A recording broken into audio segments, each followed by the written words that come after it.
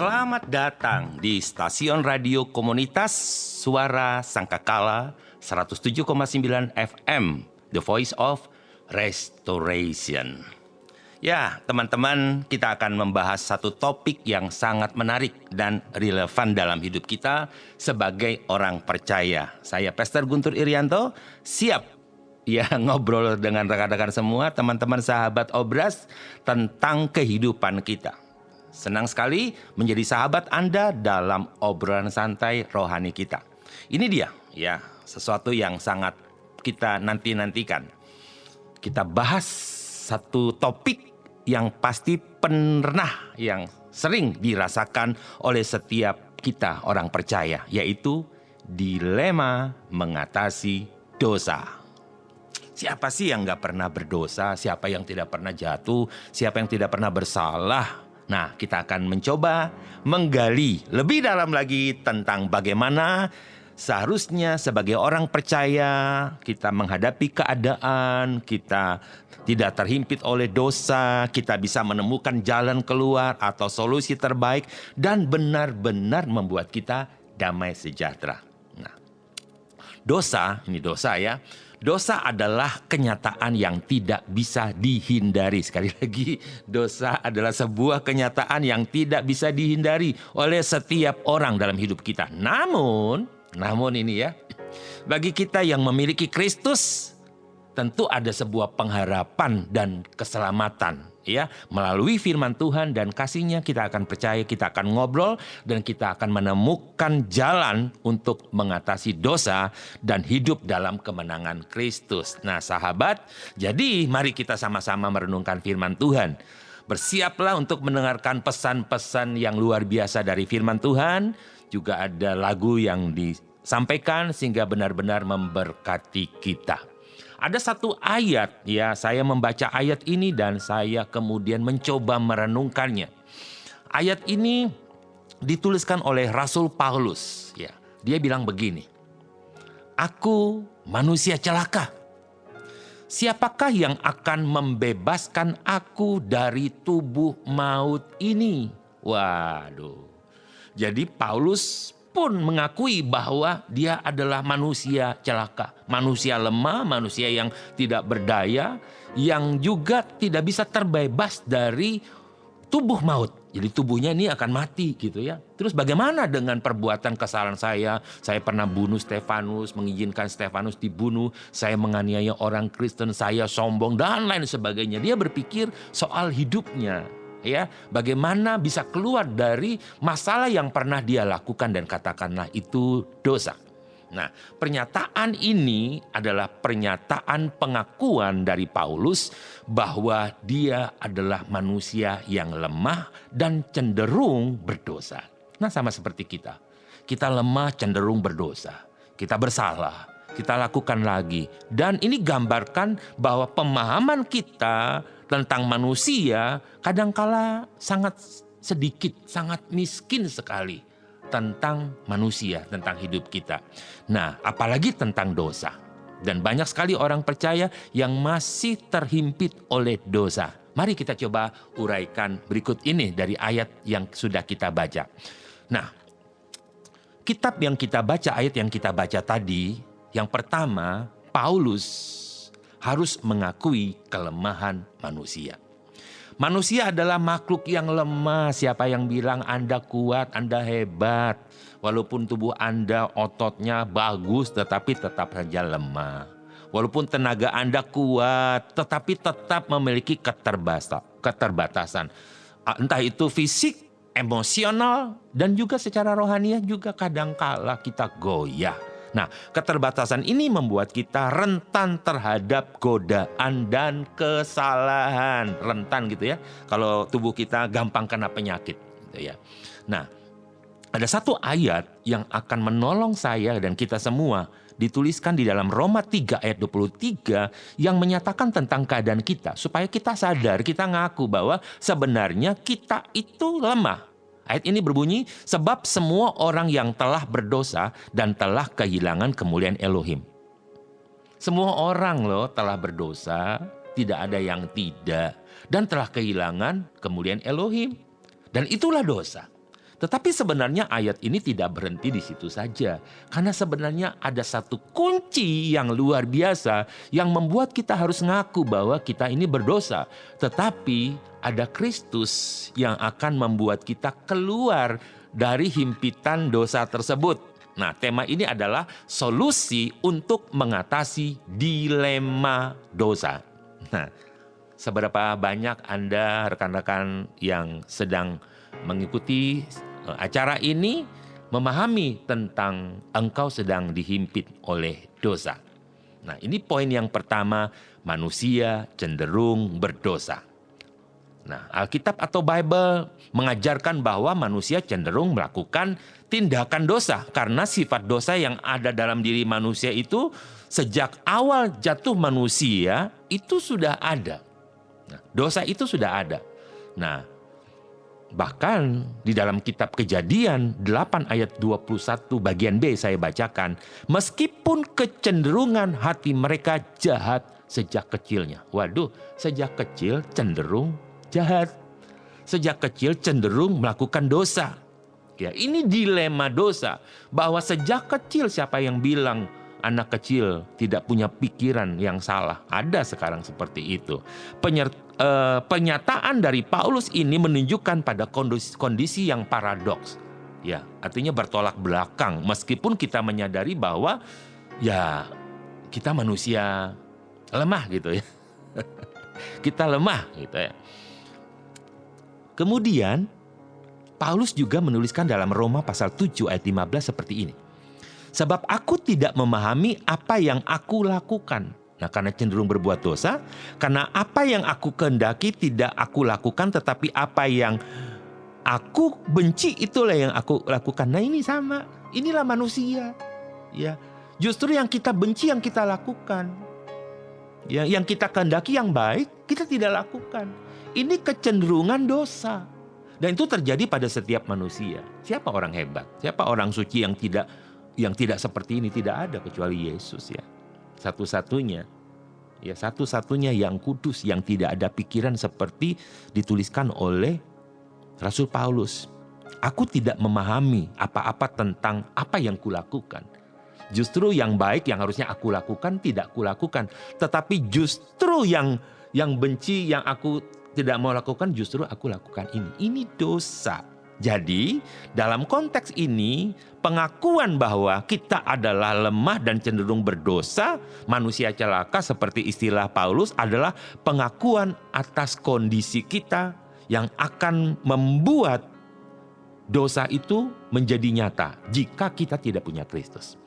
Terus menerus pemahaman tentang dosa, di pikiran kita dosa, kesalahan, kita cari solusi tidak ada, kita dihakimi, kita dikatakan orang pendosa, orang bersalah, ya kita dikatakan manusia kotor, orang yang hidup dalam kegelapan tanpa Kristus. Ya, seperti itulah dosa. Jika keadaan ini ada pada Anda sahabat-sahabat, mari kita coba telaah firman Tuhan. Di dalam Bible terdapat banyak contoh kisah yang relevan ya dengan tema-tema dosa dan pemulihan dari dosa. Salah satu cerita yang paling berkesan yang saya baca itu tentang Daud dan Batseba. Kita dapat ketemukan di dalam kitab 2 Samuel pasal 11 sampai pasal 12. Kisah ini mencerminkan bagaimana pengenalan dosa, pertobatan dan pengampunan Tuhan. Nah, kisahnya tuh seperti ini. Kisah Daud dan Batseba dalam 2 Samuel 11 dan 12. Daud adalah Raja Israel. Terkenal, ganteng, gagah. Tetapi dalam satu momen, ia jatuh dalam dosa besar. Apa itu? Suatu malam kisahnya, Daud melihat Batseba, istri Uria, seorang perwira di dalam pasukannya sedang mandi. Dan Daud menginginkan Batseba.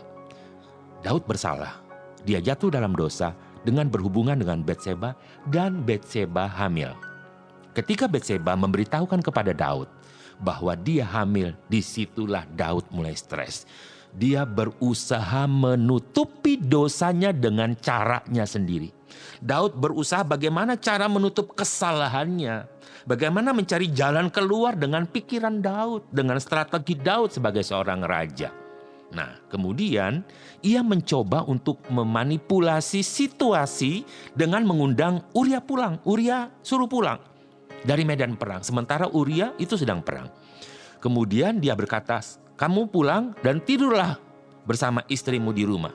Namun, ini dia, Uria dalam tindakannya yang jujur, dia tahu tugas-tugasnya, dia menolak perintah raja. Dan dia tidak pulang dan tidur dengan istrinya, ya, selama perang masih berlangsung.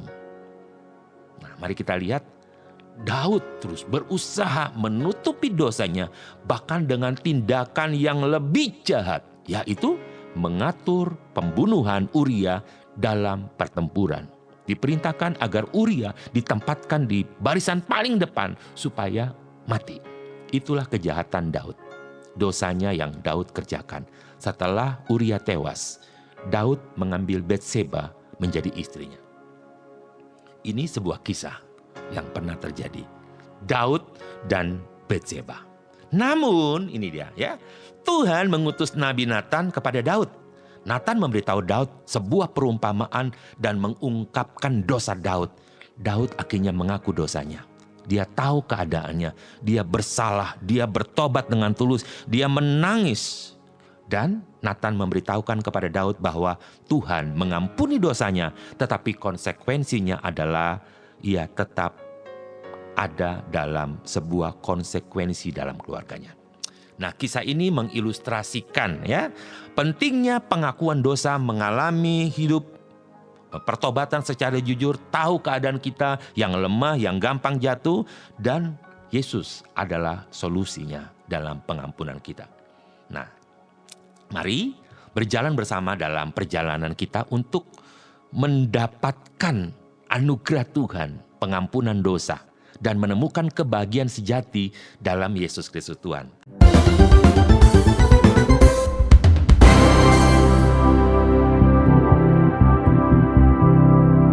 Ya, selalu ada konsekuensi dosa. Sekalipun Daud mendapatkan anugerah dan pengampunan dari Yahweh, seperti yang dikatakan Nabi Nathan, tetapi ada sebuah konsekuensi dari sebuah kesalahan. Tetapi Daud melihat bahwa Daud keluar dari masalah, dari tekanan dosa. Bagaimana solusi dirinya tidak dapat keluar dari dosa. Tetapi oleh anugerah Tuhan, anugerah Yahweh, Daud mendapatkan perkenanan itu. Nah, poin yang kedua dari ayat yang kita baca di awal, ya. Poin kedua ini sangat menarik buat saya. Kenapa? Karena ketika Rasul Paulus mengaku bahwa dia adalah manusia celaka yang lemah, ya. Tetapi di ayat selanjutnya kita menemukan Paulus atau Rasul Paulus itu sangat mengucap syukur, ya. Dalam ayat selanjutnya dikatakan, aku bersyukur kepada Elohim melalui Yesus Kristus Tuhan kita. Sekarang dengan akal budi aku melayani hukum Elohim, tetapi dengan kedagingan aku melayani hukum dosa. Jadi akhirnya dia memahami, oh rupanya jika berjalan dengan keinginan daging itu melayani hukum dosa. Tetapi jika berjalan dalam hukum-hukumnya Elohim, anugerah Tuhan, maka dia akan melakukan hal-hal yang baik. Arti daripada anugerah yang menyelamatkanku di ayat ini adalah mari bersyukur kepada Tuhan. Paulus bersyukur kepada Elohim melalui Yesus Kristus karena inilah satu-satunya jalan yang mengatasi dosa. Yesus Kristus adalah penyelamat kita. Rasul Paulus juga mencurahkan isi hatinya untuk beribadah kepada Tuhan lewat hukum-hukum Tuhan. Ada anugerah dan kebenaran. Ini menunjukkan tekadnya untuk hidup sesuai dengan apa yang Tuhan mau. Sesuai hukum anugerah, mengacu pada keinginan Tuhan untuk kita lakukan dengan benar. Paulus juga akhirnya menolak hal-hal yang berhubungan dengan dosa. Dia mengakui bahwa kepatuhan kepada dosa adalah sebuah kesalahan. Oleh karena itu, kita juga aktif, ya. Kita tidak akan pernah patuh dan tidak akan pernah dikuasai oleh dosa. Apa yang dituliskan dalam Roma pasal 6 ayat 9. Kita tahu bahwa sesudah dibangkitkan dari kematian, Kristus tidak mati lagi. dan maut tidak lagi berkuasa atas dia. Sebab ketika dia mati terhadap dosa sekali untuk selamanya. Garis bawahi, ketika Yesus mati, ya, pengorbanan Yesus, dia mati terhadap dosa satu kali untuk selama-lamanya. Wow, ini pernyataan radikal. Satu kali untuk selama-lamanya. Tetapi sekarang dia hidup bagi Elohim. Jadi dosa kita diampuni Yesus sekali untuk selama-lamanya. Dan karena Yesus hidup, maka juga Yesus hidup bagi Elohim. Itu artinya orang yang percaya Yesus akan hidup juga bagi Elohim. Ayat 10, sebab ketika dia mati terhadap dosa sekali untuk selamanya, tetapi sekarang dia hidup bagi Elohim. Ayat 11, biarlah kamu memperhitungkan dirimu sendiri sebagai orang yang benar-benar mati terhadap dosa, namun hidup bagi Elohim di dalam Yesus Kristus Tuhan kita. Oleh karena itu, biarlah dosa tidak berkuasa di dalam tubuhmu yang fana, sehingga membuatmu menuruti segala keinginannya. Dosa tidak lagi berkuasa atas hidupmu. Amin. Janganlah kamu serahkan anggota tubuhmu kepada dosa sebagai alat kejahatan. Sebaliknya, serahkanlah dirimu kepada Elohim sebagai orang yang telah dihidupkan dari kematian, dan anggota tubuhmu kepada Elohim sebagai alat kebenaran. Dosa tidak akan berkuasa atas kamu, sebab kamu tidak berada di bawah hukum Taurat, tetapi di bawah anugerah. Yes, hidup di bawah anugerah kebenaran Kristus. Dosa tidak akan menguasai Anda, tidak menguasai saya. Justru kita yang mengalahkan dosa. Amin, saudara ya. Sekali untuk selama-lamanya, Yesus telah melakukannya. Bersyukur adalah sebuah tema yang seringkali muncul di dalam Bible kita. Banyak sekali tentang bersyukur. Saudara mungkin dapat membacanya di 1 Tesalonika 5 ayat 18. Bersyukur dalam segala hal. Karena itu yang dikehendaki Tuhan atas hidup kita. Amin. Jadi salah satu ayat yang paling jelas tentang bersyukur dalam Alkitab mengingatkan kepada kita bersyukur dalam segala hal, segala situasi, sesulit apapun. Karena bersyukur adalah kehendak Elohim. Juga kita dapat membaca di Mazmur 107 ayat yang pertama. Ya, sebab ia baik, kita bersyukur sebab kasih setianya untuk selama-lamanya. Kitab Mazmur mengajak kita untuk bersyukur kepada Tuhan karena kebaikannya dan terus-menerus tidak akan pernah berhenti. Bahkan Paulus juga menuliskan dalam Kolose 3:17. Segala sesuatu yang engkau perbuat, ya, baik perkataan atau perbuatan, lakukan semuanya di dalam nama Yesus, ya, sambil mengucap syukur, berterima kasih. Wow, ayat ini mengingatkan saya untuk melakukan segala sesuatu, baik perkataan ataupun perbuatan, dengan mengucap syukur kepada Kristus. Ayat yang tidak kalah menariknya dalam Filipi 4 ayat yang ke-6. Jangan kamu khawatir tentang apapun juga, tentang segala sesuatu, tetapi nyatakanlah segala keinginanmu, apa yang engkau mau, kepada Elohim dalam doa, permohonan, dan ucapan syukur. Banyak sekali tersebar ucapan syukur di mana-mana. Nah, sebagai penutup, ya, sebagai penutup dari obrolan kita hari ini, apakah Anda sedang mencari solusi untuk keluar dari dilema dosa? Solusinya cuma satu, Yesus Kristus. Percaya Yesus Kristus sebagai Tuhan dan Juru Selamat. Dia telah mati sekali untuk selama-lamanya, mengampuni dosa kita. Dan kita akan keluar dari masalah dosa ini. Upah dosa adalah maut, tetapi anugerah daripada Tuhan adalah hidup yang kekal di dalam Yesus Kristus Tuhan. Apa yang dituliskan di dalam Ibrani pasal 4 ayat yang ke-16. Karena itu marilah kita dengan penuh keberanian menghampiri tahta anugerah supaya kita memperoleh kemurahan dan mendapatkan anugerah untuk menerima pertolongan pada waktunya. Pertolongan apa yang sedang Anda inginkan dari Tuhan? Silakan datang dengan penuh keberanian menghampiri tahta kemurahan anugerah Tuhan. Karena melimpah anugerah kemurahan pengampunan Tuhan dari tahtanya yang kudus melalui Yesus Kristus Tuhan. Ya, Yesus dialah satu-satunya pengharapan kita. Pentingnya bersyukur kepada Tuhan melalui Yesus Kristus ini menjelaskan kepada kita hanya melalui Yesus Kristus kita dapat menemukan solusi sejati untuk keluar dari dosa dan menerima keselamatan Tuhan. Ya, inilah yang kita dapat obrolkan hari ini. Saya percaya semua firman yang kita dengarkan akan menuntun kita mengalami proses perubahan hidup yang terbaik dari Tuhan Yesus. Sampai jumpa dalam program selanjutnya. Tuhan Yesus memberkati. Amin.